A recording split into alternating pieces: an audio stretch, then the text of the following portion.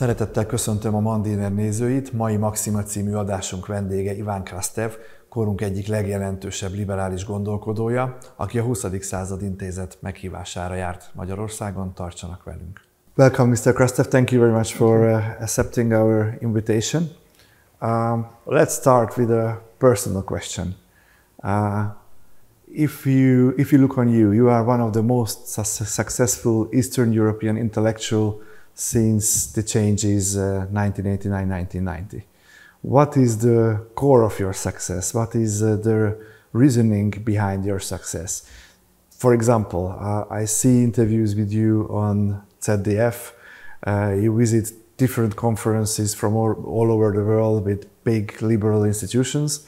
But yesterday you had a lecture with Terrorháza. Yeah.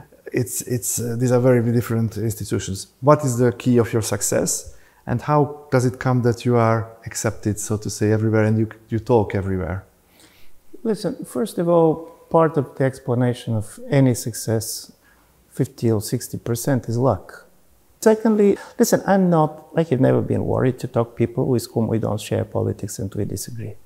One of the biggest problems, in my view, in any type of intellectual discussion is if you're going to lose curiosity. You should be curious, not simply to know where the other person stands, but why he ended or she ended where they are. What was the intellectual trajectory? What was the type of experiences that brought them where they are? And this is why, honestly speaking, I was always very much interested to go to audiences that I don't know and which are very different, or to talk to people with whom obviously we're not going to vote the same way. And why is Hungary interesting for you? Listen, Hungary was for sure extremely important. Hungary positioned itself, talking about ideology, as a certain type of alternative to the liberal model that Europe has been offering. Secondly, from this point of view, also as an East European, for me it was interesting to see to what extent this is very specifically Hungarian, to what extent basically this goes to a kind of a bigger pattern. And the third thing which is important for me is the ambition. So you have a relatively small country that tries to influence American politics, that tries basically to enter the debate in a big European state. So I was interested to see first what is kind of the intellectual impulse behind this, and also what are the constraints and what are basically the results of all this. So this is why I'm here. You are writing a lot about change of democracy. So yeah. You write that what we understand under liberal democracy from the 70s and 80s, and then 1990 we experienced, you in Bulgaria, we in Hungary, very much the same, this huge wave of expectation of admiring everything which is coming from the West. Everything which is coming from the West can be something positive. And it changed, and it was connected closely to the term of democracy, capitalism, so such things that we partly inherited these definitions in this region from communism. Why do you think that democracy is in change, and why democracy is in trouble? One of the very important strengths of democracy was that it is society that people understand. So suddenly many people have the feeling that they don't understand. They don't understand where is power, what is happening. And democracy, in my view, cannot function in two different conditions. Democracy is in threat when the stakes are too low. When you are changing government and nothing is changing, in the long term, this is not good for democracy. Part of it was 1990s, where because of the period of integration and so on, you're changing governments on the level of policies, not much was changing, because then people have the feeling, I'm voting, nothing is changing.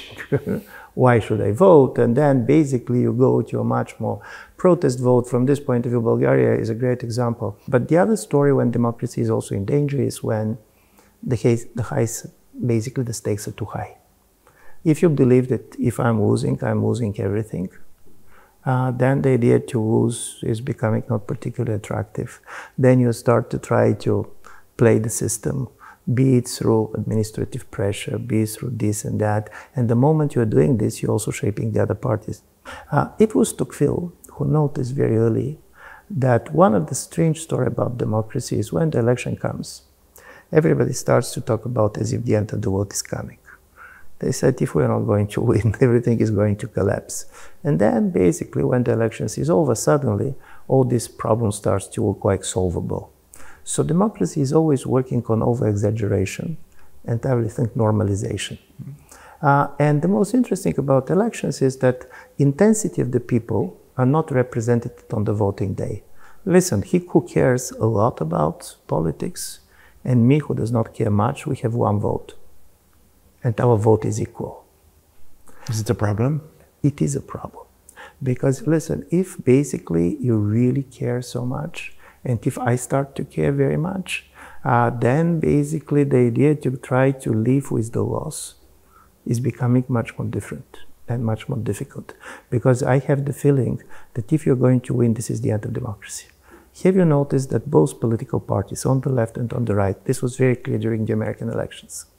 They were not simply saying that we elect a president. Both of them were saying if the other candidate is winning, democracy is dead. And this level of intensity makes very difficult making compromises. When you have a difficulty to make a compromises, you go to a situation that we are talking, you try basically to control much more power because you basically believe this is the only way to save democracy. So one of the problems with democracy is that it is very much in danger where on all sides of the political spectrum you have a saviors of democracy. What is the role of the EU, especially in our region, if we talk about the former communist countries and the post-Soviet countries who joined the European Union? We were talking about this enthusiasm towards Europe, which is very strongly still existing in Hungary. So if you talk to Hungarian people, they are very happy that they feel that we belong here, and it's finally there. On the other hand, it's probably Hungary is one of the countries which understands the best what is Europe, how does it work. But if I go abroad, if I travel a lot in Austria, Germany, especially in Western countries, people don't know the names. Probably Ursula von der Leyen, but which are the big parties in the European Parliament and who are the leaders and what is about their imagination about the world. It's not known, not to talk about the institutions. Not to talk about the juridical institutions, which are playing a bigger and bigger role. But on the other hand, we all feel that the energy and the decisions that are coming from Brussels are much more important on our everyday life than 10, 15 years ago. How bring it together? How can we match these two things with your definition of democracy and with these concerns? Listen, democracy is still very much a national phenomenon. People realize three things, which even many of the Eurosceptics are understanding. The world in which we are living is not particularly hospitable to small countries. Fragmentation of the European Union is not going to make anybody happier. Because in a certain way, the classical nation state, which was also based on national economy, is not there. Bulgarian economy is so much integrated in the European economy. We're just doing parts for things that are being done everywhere. That if before you can talk about economic protectionism, now the economic protectionism is a privilege that can be enjoyed only by very big states, be it United States, be China. I'm saying this because people like one thing. They like the fact that you can easily cross the borders. On individual level, imagine you live here. And you look around, and if you don't like what you see, you easily can go to Vienna, or you can go to Romania, you can go anywhere. People like it, because this is the individual choice has been maximized. On the other side, it makes it much more difficult for politics, because one of the reasons that you can have quite bad governments surviving easily these days is also the open borders. Listen, if I have the feeling that easily I can exit, can go somewhere else, so my pressure to change my country by starting political party or being much more active for changing the government is much lower. So normally the people who are unhappy with the situation, regardless where they are, Poland or Hungary, it doesn't matter. Living is much more easier than voting. And by the way, particularly easier for the younger people, because younger people are minority. They don't have the numbers. As a cohort, this is a small cohort in our countries. So as a result of it, we have two levels in politics. What people like about Europe is not simply money coming from the EU, but the fact that you're part of something big. The fact that you can be part of a much more global politics that it exists. The fact that you can travel, and the fact that basically you have the feeling that on an individual level you have much more options. On the other level, you're right. The fact that you're going to influence in the same way your national government and the same way European Commission, it is not true. But also, European Union is modern Commission. European Union is basically also very much the nation states and how far they go on this and that. And this was an interesting change, and I do believe this was also part of the interesting change of the relations of Hungary to the European Union. And this happened later. This happened in the last 2 or 3 years. The clash between Commission and Hungary is not a new one. It started earlier. Now you have some of the member states becoming much more unhappy, because if I'm going to be very kind of brutal on this, before Hungary was perceived as a rebel. Well, listen, everybody has certain sympathy for the rebel, not only part of the population, but also part of the elite. They're going to say on this, on that, they're right. Because of the war in Ukraine, and particularly because of a very strong position, for some of the countries, for example, for the Baltics and others, it's not about being a rebel, being a traitor. We're exposed. Do they not understand what it means for us? And I do believe this is the other story. Even in the nation state, if you're a big nation state, if it's much more federal state and so on, what you're feeling in one part of the country is not the same what you're feeling on the other part of the country. The threat perceptions of the Portuguese and, for example, of the Baltics are different. And this makes it difficult. And this is going to be this is why democracy is changing also on this level. You were talking about freedom of movement, that you can leave, you can cross the border. But these are the core values of the European Union. Yeah. This is the economic union that we are talking about. If you start to be interested, I give you an example. We at Mandinernek, we realize that more and more foreign politics is getting more and more interested. People now read much more foreign politics at our newspaper than interior politics or other topics. It was, if I look before 2015-16, it was completely different. 10% was interested. One change was when I realized that something is changing, was we published an article about elections in Mecklenburg-Pomerania. It's a local state election in Germany. Angela Merkel is coming from this state, originally from East Germany, and the CDU lost these elections. It was 2017. And it was the most read article that week on our site. And I thought, what is going on here? People are interested in the election of Mecklenburg-Pomerania, for sure not. But they are interested that Angela Merkel, who is in opposition with your values, what kind of values do you want? Do you want a more homogeneous society or multicultural? Do you want a society which allowing gay marriage or not gay? So this interference, which is coming from the big states and that way from the European Union, influenced the life of the people here. And then they started to be interested in the elections of Mecklenburg-Pomerania. So I think this change is coming from outside. First of all, why foreign policy went up? The world has changed dramatically. European Union was based on the idea that the war is not possible in Europe, not in the world. But this was something, and by the way, this is still something that, and then suddenly over a period of time, several things happened, several crises that shattered everything. Let's start with the financial crisis. One thing particularly that came to the East, we were sure that when you enter into European Union, this is a time without crisis. So entering the European Union was perceived, of course, wrongly. And then comes COVID. And again, I'm making one point on COVID because I more and more start to think that part of also ideological change, this very strong libertarian thing that you can see both on the left and on the right are very much rooted there. Listen, the most interesting about COVID was that many things that were perceived impossible suddenly became possible. Imagine that you're a very strong climate activist, and all your life you have been dreaming that all planes are going to be landed on the same day. You're dreaming about this, but you believe it's impossible. and suddenly COVID came and turned the place well ended in the same day.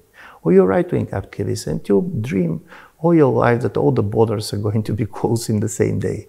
You're dreaming about this, but you don't believe it's possible. And suddenly it happened. And this idea that many things that you believe are impossible are becoming possible, this is changing the political imagination of the people is important. You're right on something, and this is that suddenly people, this is particularly true for East, this is particularly true for East outside of the big cities. You start to see life that you don't understand. If you believe that the West is your future, suddenly you start to see things that you simply don't understand. It's even, to be absolutely honest, it's not even not so much that you're against, you don't understand what the talk is about.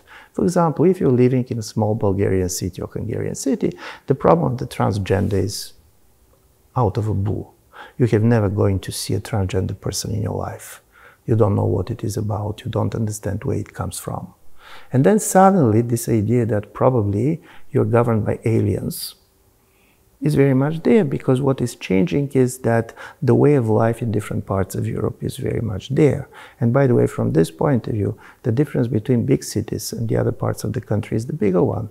If you go on the values, countries like Budapest or Sofia or Warsaw are much closer in their views basically to the West than some of the Western basically provinces, for example, of this Germany and others. This urban rural divide is critically important, and this very much threatened the nation state, because before there was much more cohesion. Migration is an important issue because migration is even the kind of one level. The bigger level is demographic anxiety. Suddenly you see that your population is shrinking, becoming older. You suddenly, by the way, funnily enough, on one level, you ask a question, is my nation going to exist in the next 100 years? On the other side, you see some super rich people who said, I'm going to live forever. And this destabilization on both sides, suddenly people start dreaming about individual immortality.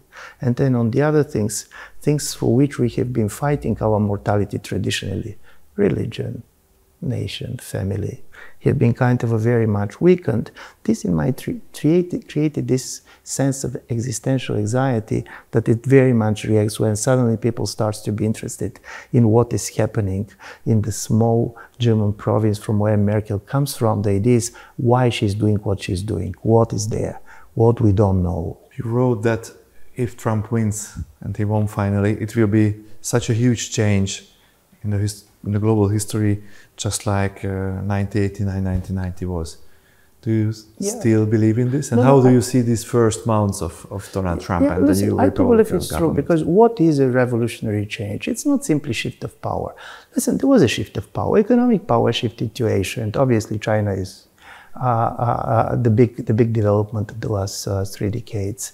And of course you have a change of power, by the way, economic power also, between countries, I mean the West and non-Western countries, within societies. But for me, the most important, what distinguishes revolutionary change from any other political change is change that is changing the identity of the players. I do believe that the Trump's kind of a revolution changes 2 things. It changes the nature of how the Americans define themselves, particularly the United States. The United States before was defining themselves not simply as a country, but as an idea. All of them different, Republicans, Democrats. Some of them have been more isolationists, some of them have been much more internationalist, but the idea was that America is a very special place. American exceptionalism was taken for granted on all sides. Obama was the first who said, probably we're not so exceptional, we should deal with this and that. But then comes Trump and said, listen, we're not exceptional, we don't want to be better than others, we want to be simply stronger than others. And suddenly he came with a different idea. He believes that America was the biggest loser of the last 30 years. And the only way for America to preserve its power... Is he right? Listen, in a certain way he's right. The only problem is, do you really believe that it was realistic for America to keep this incredible, this asymmetry of power, which they used? They have first after World War II and then after the end of the Cold War. We have a slightly wrong perception how Americans perceive the end of the Cold War. I read a book which is called When the Clock Broke. And this is very much about the elections of 1992 in the United States. And it's amazing to see. America has won the Cold War. America has won the Gulf War. You have the feeling that basically they're highly triumphalist, but the economy was not going good. And Americans lost an idea exactly who they are.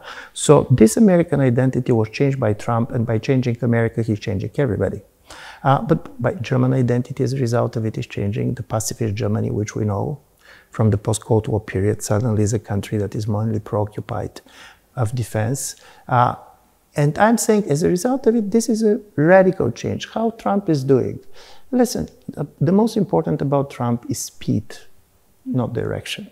He believes that for everything, in a way, to remain the same, for America to keep its predominance, everything he should change. And he's trying to see what is going to work. So he basically starts doing tariff story, doing mediations on the Russia-Ukrainian war, now Iran. The problem is that in September he'll know that probably none of this is going easily to work. Russians are not going to stop. They can stop if they're going to win, but not before this. Iranians, I don't know, but of course it's not easy negotiations. And China is not going simply to accept the American terms of this, because for them it's not simply about economic interests, it's about pride. And then suddenly you're going to understand what is happening, how the American society is going to react. But regardless, is he going to win or lose? America is never going to be back where it was. And the wood is never going to be back where it was. And Europe is going to have a different identity, European Union. We don't know what, to be honest. It can go in one direction or the other, but it's going to be a different world. And if we're not ready for this, we have a problem. If we see this only as a risk and not as an opportunity, this is a problem. So from this point of view for Europe, just asking yourself what Trump is going to do is not the story. Look around. Probably there are opportunity others. We should decide who we are.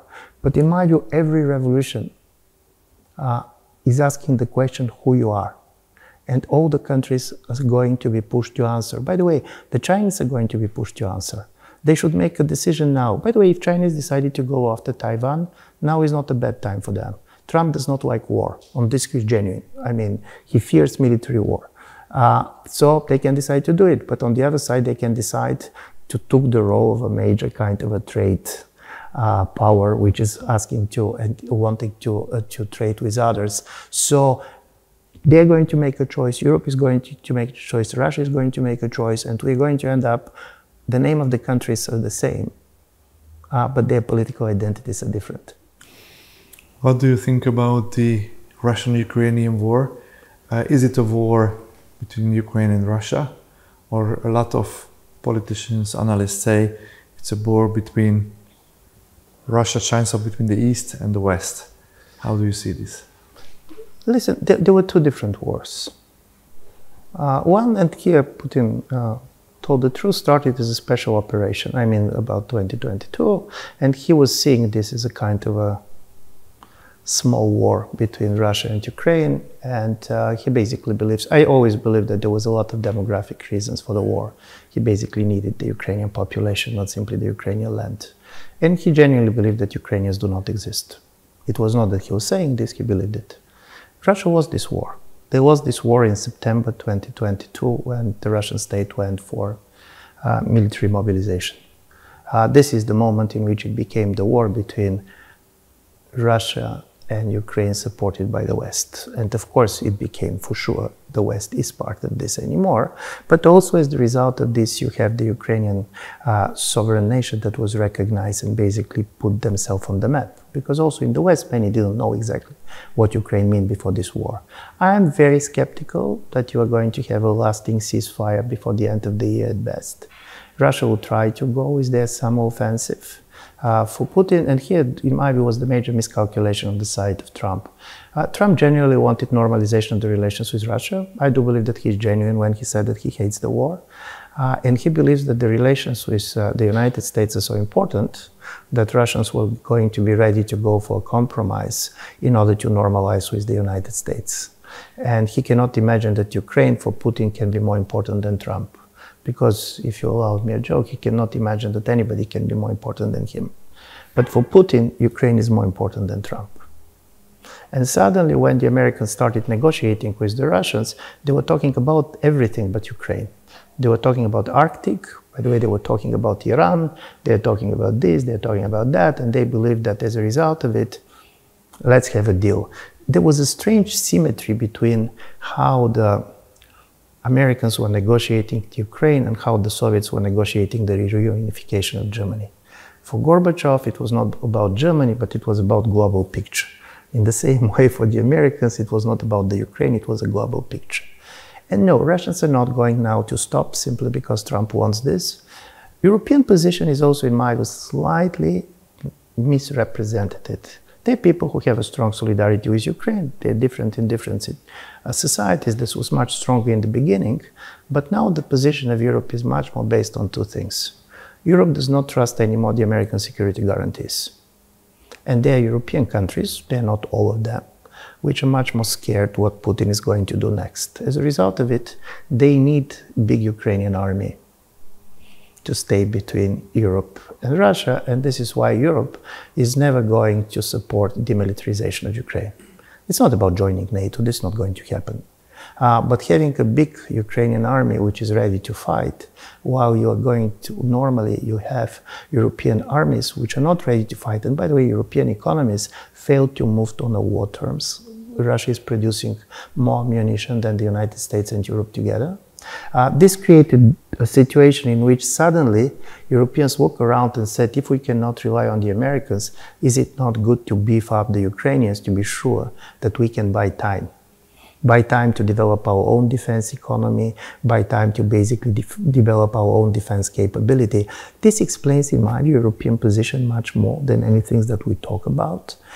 And be fair, Europe does not have many options. Europe does not want Russians to test the Baltic republics, because this can mean the end of the Union. Imagine a situation in which America basically is staying aside and trying to do this and that, what Europeans are doing. So this is a totally new situation. It's perceived very different in different countries. I'm coming from a country which basically is probably one of the most pro-Russian countries in the European Union and so on. It's a different European history. But I listen with a lot of surprise when people are telling me that they know that Putin is going to start the war or that he's never going to attack. You cannot know this. Simply, listen. The only thing that you can know is, does he has the capabilities to do it? If he decides to do it, can he do it? What he wants to do, there is only one person who knows. This is the Russian president, and he's not going to come and tell us. What is the strategy for long term for Europe? Because if we see from the 19th century, it was Prussia's dream. Somehow connect Russia and Prussia. And it was, on the other hand, always the French-British acts that try to avoid this. And then finally, you can see different movements. Yeah. Even in the 20s, the National Bolshevism movement of Ernst Nikic, to where basically that was the core idea somehow to connect the Russian Bolshevism with the Prussian something that is developing in the 20s. Then finally it was something different that developed. And then Gerhard Schröder, the social democrat, realized it. And if you look our region, we had for 40 years in all the houses there is gas heating and gas supply, which is very rare in Europe if you look on the western part. And through these German-Russian alliance, which was created on the energy, and to make from gas a European green energy, and from the 1990s that no, don't cut your pipelines to your houses with your gas, because it will continue, as it was even supported. And then we arrive at the Russian invasion to Ukraine. So there is this whole, basically a more than 100 years process on a European level to connect these two things. And then from the other, one day to another, it's cut, it's over. It is said that it should stay like this on the long term. But if it was somehow one of the big chances for Europe for success, especially for our region, for the Central European, Eastern European region, and we cut it, we forgot it forever, we connect China and Russia and India and Russia and these three countries. And I think generally economists agree and specialists agree that the inflation you were talking about and the economic problem are highly connected to the war and to this energy situation that we have much higher prices than you have it in China or in the United States. In the long term, can Europe stick to that, or you think that we will come back to this Oswald Spengler idea of Prussia-Russia connection? In a certain way, it depends on many things. In the short term, I do believe several things are not possible. Russia and China cannot be decoupled in the next decade unless something dramatic is happening in both places, for many different reasons. I do believe this was one of the major kind of also illusion of the first Trump administration, that it was enough for the Americans to say to the Russians, come to us and they're going to leave China.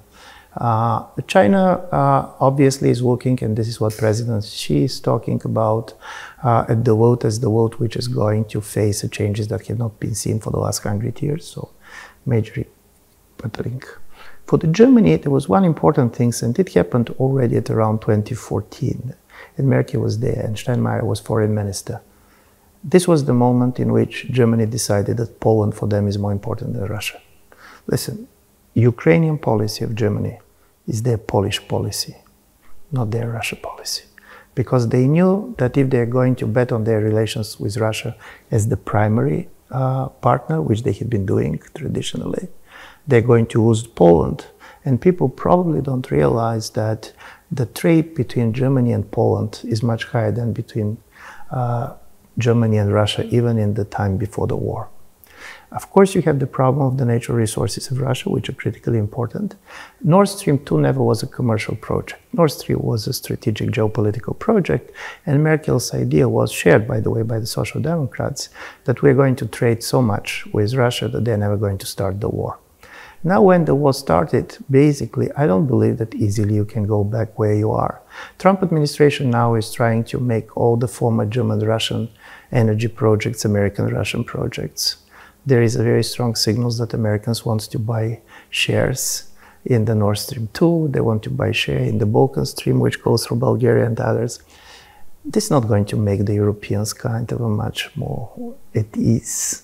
And not because of Trump, but exactly because of the fact that you feel that you're sieged by two other powers, which is this time not in a conflict, but can be ready to play together. So as a result of it, of course, there are going to be some periods in which the relations with Russia are not going to be in the way they are now. I don't believe that you're going to have a major German-Russian realignment in the way you had before. But for Europe, the story is there are going to be other players. Americans are betting on India a lot.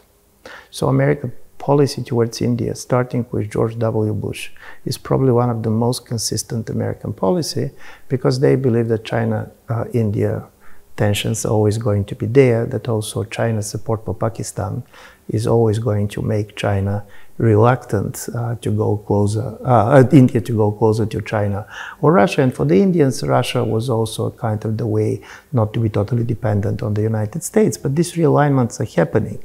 Where is Europe in all this? Listen, Europe was created very much in the American world, and Europe was very much anchored in the American world. And now this American world is not there anymore, regardless of what's happened to Trump, regardless of who is going to come after Trump. So when I talk about new identity, Europe should ask all these questions as a new questions, and this is going to be questions for everybody. For example, countries like Hungary was the country which made kind of the most explicit geopolitical choice, because you bet it on Trump and China at the same time. Economically, as you know, basically, Hungary has a disproportionately high level of Chinese investments than any EU member states. And on the other side, there was ideological investment in the relations with the Trump administration. So for this choice very much depends on what are going to be the American-Chinese relations in the next decade. And we don't know. We don't know because it depends on many things that we cannot imagine. There are others, for example, the idea that some of the Baltic republics and others believe that all policy towards Russia is simply going to be a Cold War containment policy. I also don't believe that this is going to work, because containment policy was working in the world which was not so much economically interconnected, where most of the other players were not there. So we're going to see much more the return to a politics in which you're going to have a competing middle powers, Turkey, Indonesia, Brazil, all these countries that we always before were seeing us siding with us or siding with the Chinese. They're suddenly going to have their own games. They're starting to compete. They're going to create a lot of, by the way, tensions in the system. And most of the energy of the Americans and the Chinese is going to be to try to keep this under control. So personally, I'm prepared for a longer period of disorder. But it means that Europe will fail? Listen, can Europe be again an economic success? Listen, Europe is quite big. Europe is quite big, and this matters. As a market, Europe is 450 million people. We have our demographic problems. Believe me, Chinese has their demographic problems too.